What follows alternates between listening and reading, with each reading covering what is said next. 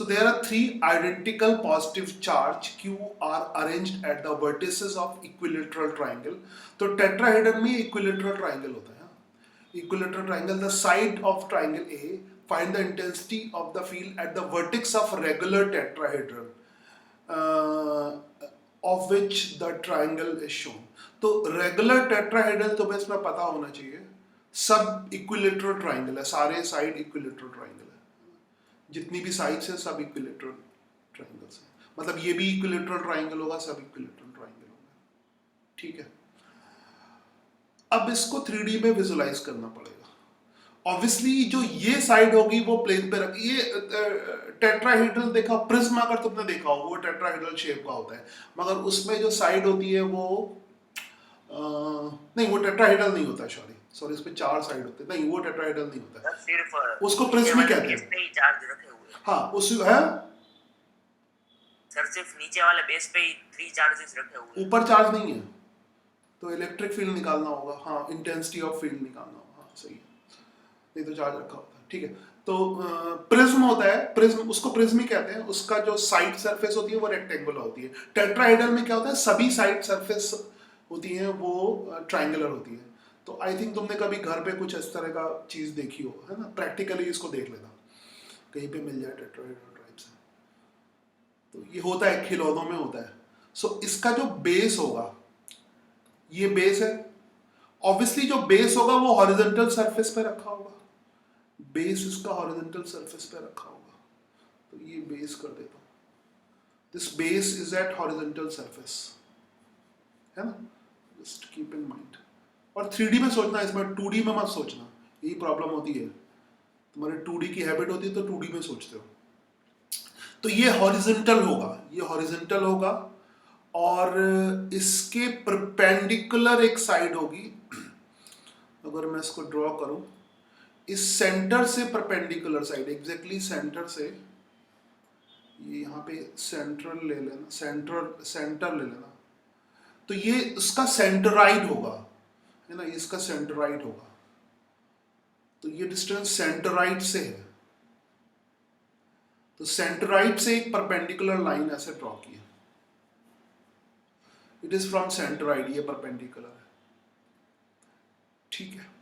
सो अब इसका electric field ऐसे होगा, इसका इलेक्ट्रिक फील्ड ऐसे होगा, है ना.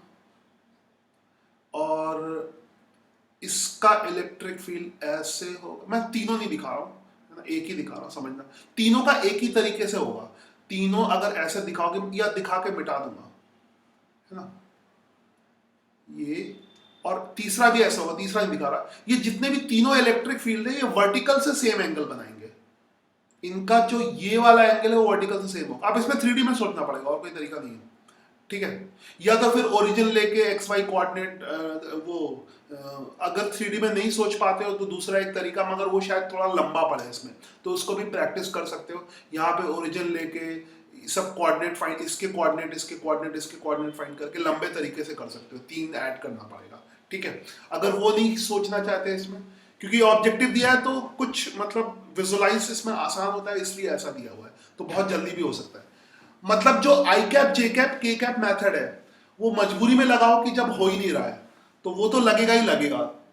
ये 3 डायमेंशन में तो वो तो मैथमेटिकली, मगर जो आई कैप, जे कैप, के कैप का पूरा मेथड है वो लंबा पड़ेगा, तो उसमें टाइम बहुत लगेगा, टाइम कंज्यूम होगा.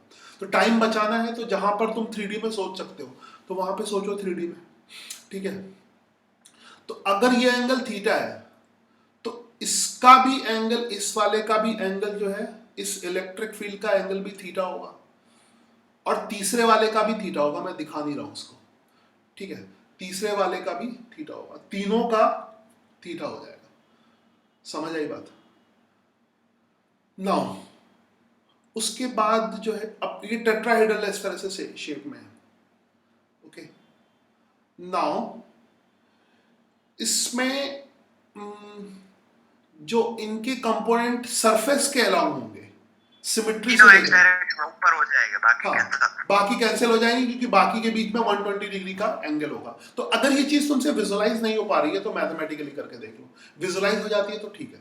ठीक है. बस यही कॉन्सेप्ट है, इसीलिए जेई का सवाल है. तो विजुलाइज कर लेते हो तो ठीक है, तो किसी को विजुलाइज नहीं हो रहा तो फिर मैथमेटिकली करो। तो नेट इलेक्ट्रिक फील्ड कितना हो जाएगा? नेट इलेक्ट्रिक फील्ड की जो वैल्यू हो जाएगी, क्योंकि कोई और तरीका नहीं है, और या तो विजुलाइज करो। विजुलाइज 3D में करवाना भी मुश्किल काम होता है, तो तुम्हें खुद ही इमेजिनेशन यूज करना पड़ेगा, मन की आंखें, या फिर 3D में, क्योंकि इसमें, क्योंकि 3D में चीजें विजुलाइज नहीं होती है, इसीलिए तो मैथ्स बनाई गई है।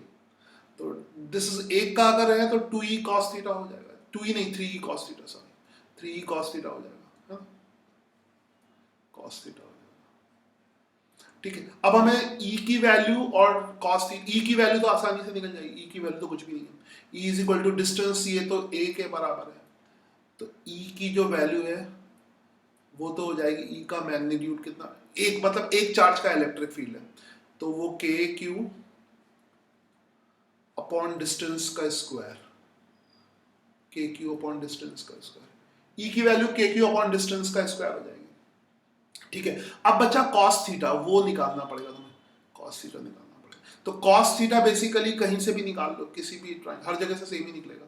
तो कॉस थीटा ये वाला एंगल है, ठीक है, और ये एंगल 90 डिग्री है, ठीक है। तो किसी से भी निकाल सकते हो, यहां भी लेके निकाल सकते हो। तो ये इक्विलैटरल ट्राइंगल है, ये इक्विलैटरल ट्राइंगल है, ठीक है। इक्विलैटरल ट्राइंगल की जो ये साइड है वो ए के बराबर है। Let me use different, something different colour, एक मिनट, थोड़ा ये पेन छोटा कर लेता हूं, एक सेकंड। तो ये साइड इक्विलैटरल ट्राइंगल के ए के बराबर है, ये साइड ए के बराबर है, और ये एंगल 90 डिग्री है, और ये 30 डिग्री होता है ना, ये दिख रहा होगा, दिस इज 30 डिग्री। तो ये जो ब्लू लेंथ हो जाएगी, this blue length will be obviously A cos 30 degree, 30 से कनेक्टेड वाली साइड है ना, ब्लू लेंथ ए कॉस 30, तो this blue length is a cos 30, cos 30 की वैल्यू √3/2 होती है, तो √3/2 ए, है ना। और आई थिंक अभी स्ट्रेट लाइन अगर तुमने पढ़ा है तो इसको यूज किया होगा कि ये 2:1 के रेशियो में डिवाइड होती है, ये डिस्टेंस। तो अगर ऑब्वियसली cos थीटा जो है तुम्हें एक्चुअली में कंपोनेंट 2e cos थीटा की जगह एक्चुअली में हमें cos थीटा चाहिए, तो cos थीटा निकालने के लिए ये 90 डिग्री है, बेस अपॉन हाइपोटेन्यूज ये चाहिए होगा, ये साइड चाहिए होगी, है ना। तो निकाल तो तुम यही सकते हो पहले, चलो यही निकाल लेते हैं, ठीक है। ये 2:1 के रेशियो में, तो अगर ये साइड सपोज करो यहाँ तक की लेंथ, कुछ मैं कलर वलर का खेल करता हूँ, यहाँ तक की लेंथ अगर x है, सो ये लेंथ x है, दिस लेंथ इज x, ठीक है।